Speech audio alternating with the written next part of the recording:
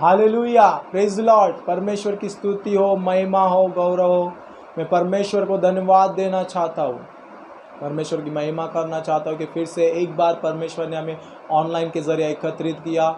और मैं धन्यवाद देना चाहता हूँ जिन्होंने मेरा पिछला जो सुसमाचार का विषय जो मैंने प्रचार किया था वो सुनकर जिन्होंने उन्हें सब्सक्राइब किया, उनको मैं धन्यवाद देना चाहता हूँ। परमेश्वर बहुत ऐसे उन्हें आशीषित करे, ब्लेस करे, उनके परिवार में हर एक सुख परमेश्वर दे, उनके जीवन की हर एक रुकी हुई आशीष परमेश्वर खोले, उन्हें ब्लेस करे। जिन्होंने मुझे सब्सक्राइब किया है, परमेश्वर उन्हें बहुत ऐसे आशीषित करे। मैं धन्यवाद देना चाहता हूँ मेरे चैनल को जुड़ने के लिए, आपको मैं धन्यवाद देना चाहता हूँ। आइए आज के विषय के लिए हम प्रार्थना करेंगे, परमेश्वर हमें अगुवाई करे। हालेलुया, धन्यवाद पिता, पुत्र, पवित्र आत्मा। परमेश्वर मैं धन्यवाद देना चाहता हूँ आज का जो विषय तूने मुझे दिया है प्रभु, उस विषय के बारे में बात करने के लिए परमेश्वर तू मुझे अगुवाई कर, तेरी आत्मा से, सामर्थ्य से, ज्ञान से और बुद्धि से मुझे भर राजा। और मैं विश्वास करता हूँ पवित्र आत्मा मुझ पर उतर आया है। वचन कहता है पवित्र आत्मा हम पर उतरेगा और हम सामर्थ पाएगा। राजा मैं विश्वास करता हूँ ये वचन पर मैं विश्वास करता हूँ तेरा सामर्थ प्रभु मुझ पर उतर आया है। मेरी ज्ञान और बुद्धि को प्रभु तू खोल दे और ऐसे अद्भुत रीति से भर दे राजा कि सुनने वाले मेरे भाई और बहन पर भी तेरा आत्मा उतर आए राजा, और उनके जीवन में प्रभु तू काम करे। हर एक प्रभु जो परमेश्वर आज तूने मुझे विषय दिया प्रभु, उसके लिए मुझे तू अगुवाई कर, यीशु के नाम से मांगता हूँ अब्बा पिता, आमीन। आइए हम वचन को देखेंगे। जो आज का जो मेरा टॉपिक है वो टॉपिक है कि आराधना में सामर्थ्य। आज का जो मेरा टॉपिक है वो टॉपिक है आराधना में सामर्थ्य। और परमेश्वर बहुताई से मैं विश्वास करता हूँ कि आज के विषय के द्वारा परमेश्वर आपके जीवन में अद्भुत रीति से काम करेगा, क्योंकि आराधना में बहुत सामर्थ्य है। आइए हम पहला अध्याय निकालेंगे, एक इतिहास अध्याय 16 में वचन 29। यहोवा के नाम की महिमा ऐसी मानो जो उसके नाम के योग्य है, भेंट लेकर उसके सम्मुख आओ, पवित्रता से शोभायमान होकर यहोवा को दंडवत करो। हालेलुया। हिंदी में मैंने पढ़ा है, मैं चाहता हूँ मराठी में भी पढूं, क्योंकि मराठी में अच्छा लिखा है। मैं मराठी भी पढ़ना चाहता हूँ, आप ध्यान से देखिए।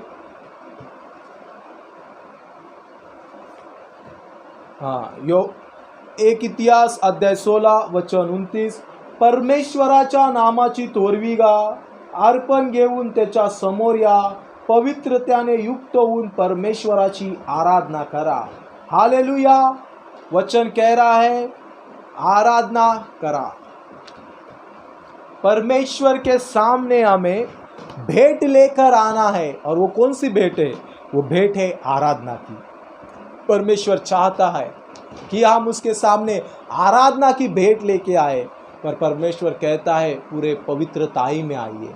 हमें हमारे पापों की कबूली कर कर, पश्चाताप कर कर परमेश्वर की आराधना में आना है, उपस्थित रहना है और परमेश्वर की आराधना करना है, क्योंकि आराधना में बहुत बड़ा सामर्थ्य है, बहुत बड़ा मिरेकल्स है, बहुत बड़ी चंगाई है। हम देखने वाले हैं बाइबल के जो परमेश्वर के दास है जिन्होंने आराधना की और परमेश्वर ने उनके जीवन में बहुताई से काम किया। उनकी आराधना विश्वास योग्य थी, उनकी आराधना में सामर्थ्य था, क्योंकि वो परमेश्वर के चाहने वाले थे, परमेश्वर से प्यार करने वाले थे, आत्मा और सच्चाई से आराधना करने वाले थे। हम देखते हैं, आइए हम वचन को निकालेंगे, मेरे साथ आप निकालिए। 2 इतिहास अध्याय 20 वचन निकालेंगे हम।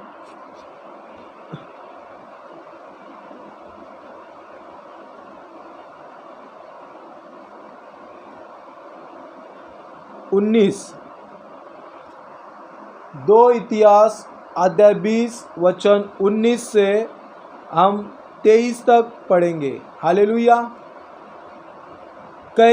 कहतियों और कोरियों में से कुछ लेवीय खड़े होकर इज़राइल के परमेश्वर यहोवा की स्तुति अत्यंत ऊंचे स्वर से करने लगे। वे सवेरे उठकर तकोआ के जंगल की ओर निकल गए और चलते समय यहोशापात ने खड़े होकर कहा, हे यहूदियों, हे यरूशलेम के निवासियों, मेरी सुनो, अपने परमेश्वर यहोवा पर विश्वास रखो, तब तुम स्थिर रहोगे। उसके नबियों की प्रतीति करो, तब तुम कृतांत हो जाओगे। तब उसने प्रजा के साथ सम्मति करके कितनों को ठहराया, जो कि पवित्रता से शोभायमान होकर हथियारबंदों के आगे आगे चलते हुए यहोवा के गीत गाए और यह कहते हुए उसकी स्तुति करे, यहोवा का धन्यवाद करो, क्योंकि उसकी करुणा सदा की है। जिस समय वे गाकर स्तुति करने लगे, उसी समय यहोवा ने अम्मोनियों, मोआबियों और सेईर के पहाड़ी देश के लोगों पर, जो यहूदा के विरोध आ रहे थे, घातकों को बेटा दिया और वे मारे गए। हालेलुया। परमेश्वर की महिमा हो, स्तुति हो, गौरव हो, प्रशंसा हो। जो मैंने अध्याय पढ़ा, 2 इतिहास अध्याय 20 वचन 19 से लेके 22 तक जो मैंने वचन पढ़ा है, उसमें परमेश्वर की आराधना की जा रही है। और आराधना क्यों की जा रही है, इसके लिए हम थोड़ा जानेंगे। यहोशापात यहूदियों का राजा था और उस राजा को मारने के लिए 3 देश आ रहे थे, मोआबी, अम्मोनियों, मुनियों। ये 3 देश एक साथ इकट्ठा होकर यहोशापात को मारने के लिए आ रहे थे। यहोशापात को ये खबर मिलती है कि उसे मारने के लिए 3 देश इकट्ठा होकर आ रहे। तब यहोशापात डर गया था और डर के कारण वो परमेश्वर के पास गया। देखिए, डर गया और वो किसके पास गया? परमेश्वर के पास गया। एक राजा परमेश्वर के पास जा रहा है। सोचिए, वो राजा था और उसे 3 देश मारने के लिए आ रहे हैं और फिर भी वो राजा परमेश्वर के पास जा रहा है। अगर इस जगह दूसरा कोई राजा होता तो क्या करता था? अपनी सेना को तैयार करता था और देश से लड़ने के लिए तैयार हो जाता था। पर यहोशापात ने सोचा कि मैं अगर सेना भी लेके चलूं उनसे लड़ने के लिए, फिर भी मैं उनसे जीत नहीं पाऊंगा, क्योंकि इनके 3 देश एक साथ आए हैं और उनकी सेना बहुत बड़ी है। पर मैं जानता हूँ, अगर मैं परमेश्वर के पास मांगूंगा तो मैं 100% जीतूंगा। देखिए, यहोशापात परमेश्वर के पास गया है आराधना के लिए, आराधना करने के लिए। यहोशापात जब परमेश्वर के पास गया, परमेश्वर को बता रहा है, परमेश्वर, तूने इज़राइल के हाथ से लेकर तेरे मित्र अब्राहम को ये देश दिया है। क्या तू इसलिए ये देश दिया है कि हमारे हाथ से छीन के तू उन्हें दे? नहीं, मैं जानता हूँ तू, तेरा भवन, तेरा मंदिर इस देश में है और तूने कहा है कि बीमारी भी आए, तलवार भी आए, कुछ भी हो जाए, तू हमें नहीं छोड़ेगा। परमेश्वर को याद दिला रहा है, उस आराधना में परमेश्वर को याद दिला रहा है, उस प्रार्थना में वो परमेश्वर को याद दिला रहा है। परमेश्वर को कह रहा है, मैं जानता हूँ तू प्रभुओं का प्रभु है, तू हमें बचाएगा, तू स्वर्ग का राजा है, तू हमें बचाएगा। यहोशापात सारे लोगों को कह रहा है वहाँ पर कि उपवास करो, और उस उपवास के समय जब पूरा देश उपवास में आया, मैं विश्वास करता हूँ परमेश्वर ने वहाँ बहुतायत से भयानक काम किया। एक उपवास परमेश्वर के लिए उन्होंने सब ने एक मन कर होके एक उपवास किया। और बाइबल कहती है यहजियल नामक वहाँ पर एक लेवी था, उसके ऊपर परमेश्वर का आत्मा आया। और वो जब आत्मा आया तब यहोशापात को कह रहा है, हे यहोशापात सुन, ये लड़ाई तेरी नहीं तो ये लड़ाई मेरी है। और सुन, तू कल जाएगा तो तुझे युद्ध नहीं करना पड़ेगा, तू सिर्फ खड़े खड़े होकर देखेगा और तेरी ओर से युद्ध मैं लड़ूंगा। हालेलुया, परमेश्वर का धन्यवाद दो कि यहोशापात को वहाँ युद्ध नहीं करना पड़ा, युद्ध परमेश्वर कर रहा था। और युद्ध किस प्रकार कर रहे थे वो जानेंगे हम। यहोशापात युद्ध नहीं कर रहा था तो यहोशापात वहाँ पर परमेश्वर के उपकार स्मरण कर रहा था, उसकी महिमा कर रहा था। यहोशापात ने कहा था कि जब तुम वहाँ पर जाओगे तो परमेश्वर की स्तुति करते वक्त जाना, परमेश्वर की आराधना करते जाना। देखिए मेरे भाई और बहनों, बाइबल कहती है जब वहाँ पर वो, आइए हम वचन पढ़ेंगे, वचन के द्वारा आपको समझ में आएगा। वचन 21 पढ़ता हूँ मैं। तब उसने प्रजा के साथ सम्मति करके कितनों को ठहराया जो कि पवित्रता से शोभायमान होकर हथियारों बंदों के आगे आगे चलते हुए यहोवा के गीत गाए और यह कहते हुए उसकी स्तुति करे, यहोवा का धन्यवाद करो क्योंकि उसकी करुणा सदा की है। हालेलुया। हथियार बंदों के आगे उसने स्तुति करने वालों को आगे रखा था, परमेश्वर की महिमा करने वालों को आगे रखा था और हथियार वालों को पीछे रखा था। उनके आगे जब वो चल रहे थे तो यहोशापात ने कहा था तुम स्तुति करो, तुम आराधना करो, परमेश्वर का धन्यवाद करो, उसकी करुणा सदा की है। यही गीत गाते हुए तुम चलो चलो, आराधना करते चलो। और पता है परमेश्वर का वहाँ बहुत बड़ा मिरेकल्स हुआ। और वो मिरेकल्स क्या है हम देखेंगे वचन 22 में। जिस समय वे गाकर स्तुति करने लगे उसी समय यहोवा ने अम्मोनियों, मोआबियों और सेईर के पहाड़ी देश के लोगों पर जो यहूदा के विरोध आ रहे थे घातकों को बेटा दिया और वे मारे गए, क्योंकि अम्मोनियों और मोआबियों ने सेईर के पहाड़ी देश के निवासियों को डराने और सत्यानाश करने के लिए उन पर चढ़ाई की। और जब वे सेईर के पहाड़ी देश के निवासियों का अंत कर चुके तब उन सबों ने एक दूसरे का नाश करने में हाथ लगाया। हालेलुया, परमेश्वर की महिमा हो। जब परमेश्वर की स्तुति वहाँ पर हो रही थी, परमेश्वर की आराधना वहाँ पर हुई थी, तब परमेश्वर ने वहाँ बड़ा मिरेकल्स किया। परमेश्वर ने बड़ा मिरेकल्स ये किया, अम्मोनियों और मोआबियों ने जब सेईर देश का नाश किया तो परमेश्वर ने वहाँ और एक मिरेकल्स किया। वहाँ मिरेकल्स किया कि अम्मोनियों और मोआबियों ने आपस में ही युद्ध करवा दिया। वो आपस में ही भिड़ रहे थे और उन्होंने आपस में ही भिड़ के एक दूसरे को मार डाला। परमेश्वर की वहाँ पर महिमा हुई और यहोशापात को परमेश्वर ने वहाँ पर बचा लिया। आप देख रहे हो यहोशापात को वहाँ युद्ध करना नहीं पड़ा। यहोशापात को और उसकी सेना को सिर्फ वहाँ पर आराधना करनी पड़ी। मेरे भाइयों और बहनों, आराधना में बहुत ताकत है, आराधना में बहुत सामर्थ्य है।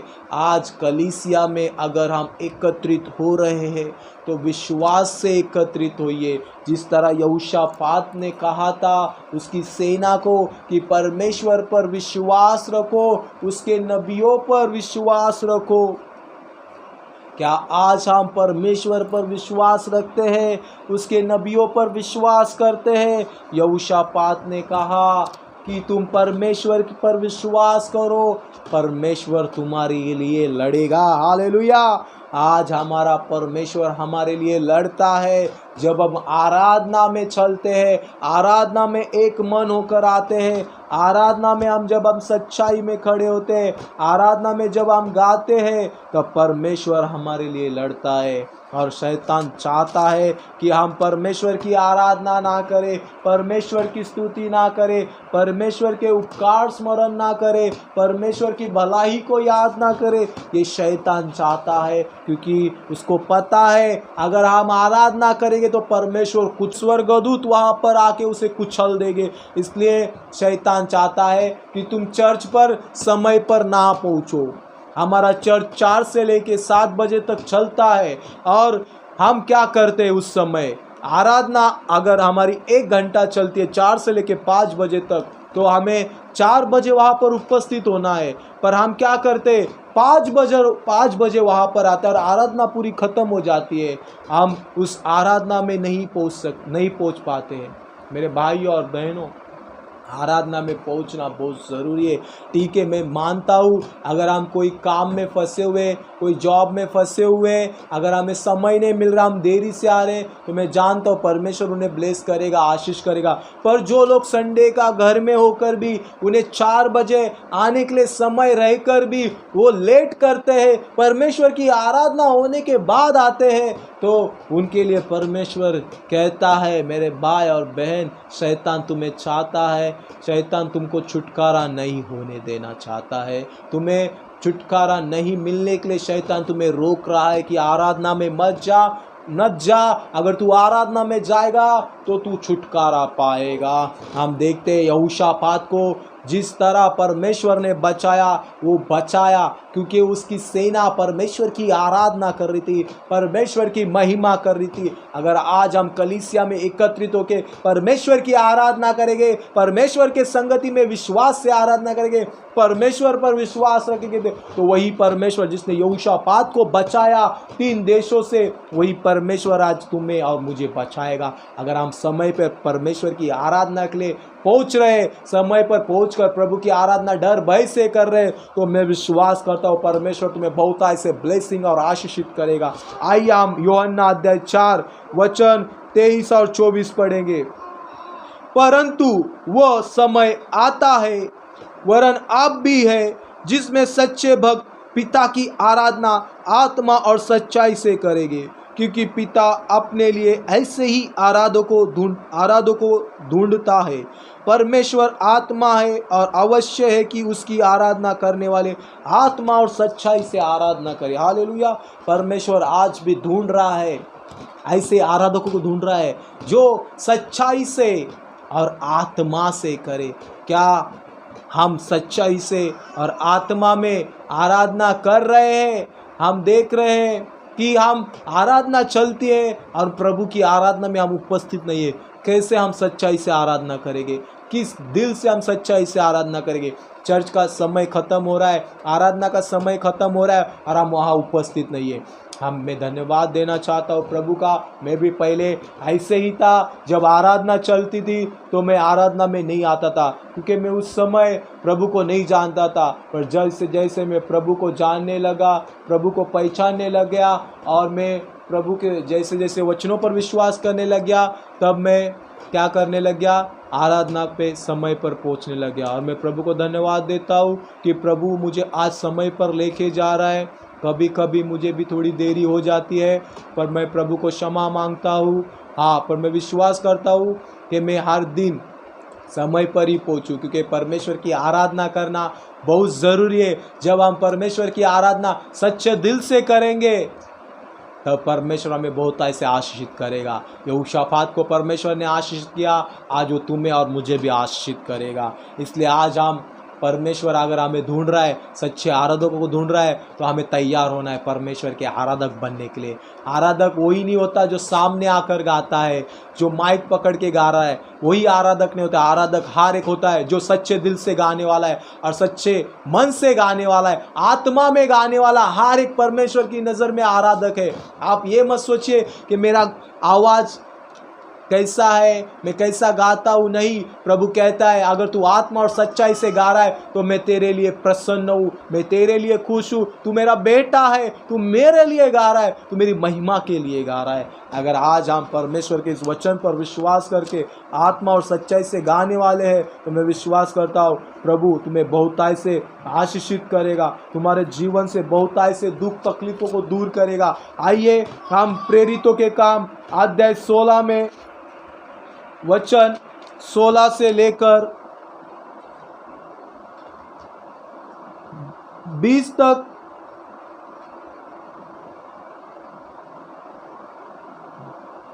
24 तक पढ़ेंगे।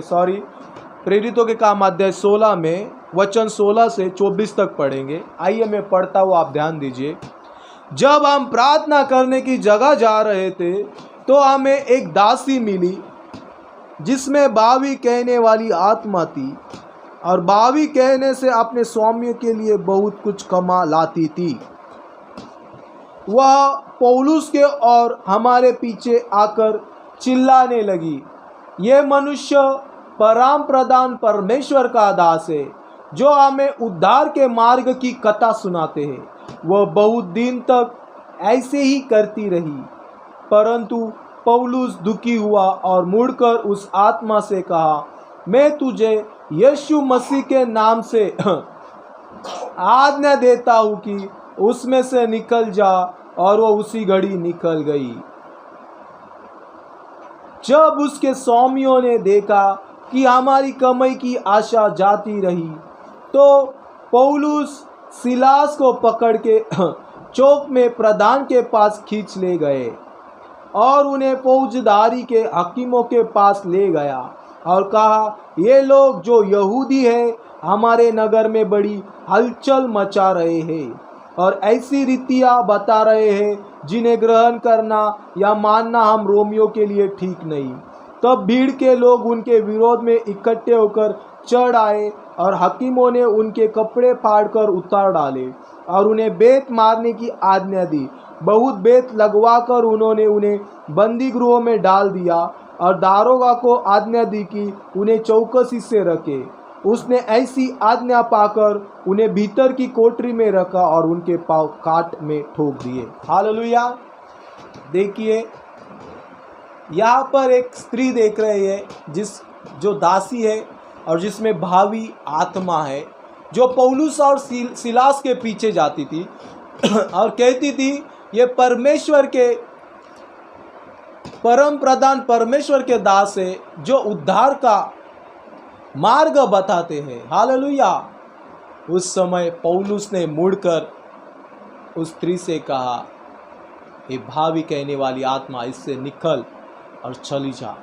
उस समय तुरंत वो भावी कहने वाली आत्मा निकल गई और उसके पति ने देखा कि मेरी जो कमाई की आशा थी वो बंद हो गई, वो रुक गई। उस क्रोध में आके उसने पौलुस और सिलास को पकड़वाकर हकीमों के पास लेके गया। हकीमों के पास लेके जाने के बाद हकीमों ने उनके कपड़े फाड़कर उन्हें बेत से मारा, फटके दिए और कहा, दारोगा से कहा, इनको तू बंदी गृहों में डाल दे और बंदी गृहों में डालने के बाद उनको तू चौकसी रख, उनके ऊपर ध्यान रख। तो दारोगा ने क्या किया, उनके दोनों पाँव को काट में ठोक दिया था। वो पाँव बंधे हुए थे, ठोक दिया था।